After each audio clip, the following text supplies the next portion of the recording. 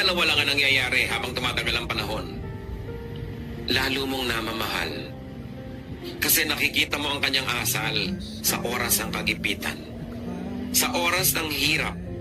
Sa oras na nakakagalit. Sa oras ng gutom. Sa oras ng pagod. Lumalabas yung tunay na tao. At kung maganda yung lumalabas, lalo mo namamahal. Sometimes careless words do not help. They worsen a situation. Kaya pinipigilan ng bibig na lagi nagpipiglas na merong gustong sabihin. Kailan nyo nakikilala ang kagandahan ng isang tao? Hindi physical, ha? Yung kalooban. Kailan nyo nakikilala? Pagka siya ay mahinahon o pag siya ay galit? Siyempre, pag galit. Lahat ng tao, masamamang tao, pag mahinahon siya, masarap siyang kasama. Maganda ang mukha ng mukha, maganda ang sasabihin. Pero galitin mo.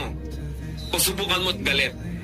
Yung inilalabas na ugali, pag galit, ang tunay na ugali ng tao.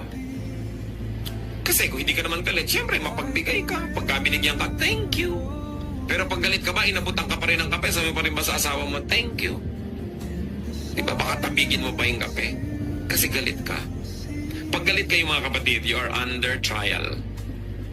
Dahil doon nyo ipakikilala ang tunay nyong pagkatao. Pagka kayo naubusan ng pasensya. Kaya lahat tayo dyan, kailangan magsiyasat ng sarili. Kasi meron talagang nice, ang gaganda ng mukha, ang gagandang umiti, ang susweet mag-hello, ang susweet mag-hi. Pero, pag nagalit na, yung ugali ilalabas, yun ang totoong siya. Not that person when he is cheerful. Not the person when she is well, when she is having her way. But when things go wrong, that's when the real personality comes out. Kaya marami pong mag-asawa. Dalawa lang ang nangyayari habang tumatagal ang panahon. Lalo mong namamahal. Kasi nakikita mo ang kanyang asal sa oras ng kagipitan. Sa oras ng hirap. Sa oras na nakakagalit. Sa oras ng gutom. Sa oras ng pagod. Lumalabas yung tunay na tao. At kung maganda yung lumalabas, lalo mo namamahal.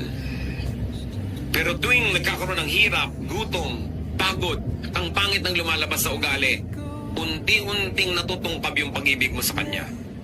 Kung patong-patong na brick siya na matibay, unti-unting nababawasan, nayayanig, hanggang mamaya gigising ka na lang isang araw, hindi mo na pala mahal.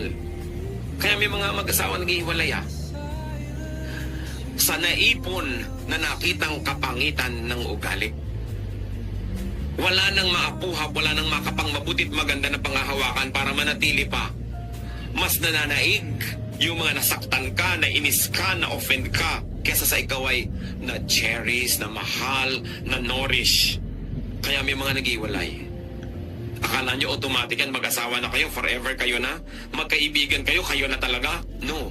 Kasi nagkakakitaan kayo ng ugali. At doon sa mga panahon na yon, ang lakas ng withdrawal.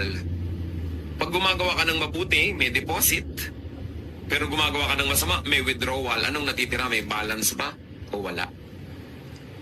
Ang maganda niyan mga kapatid, tayo yung mga tao na merong karapatan at merong kakayanan na kontrolin ng ating ugali. Kasi hindi tayo hayop. Kaya sabi, be transformed by the changing of your mind.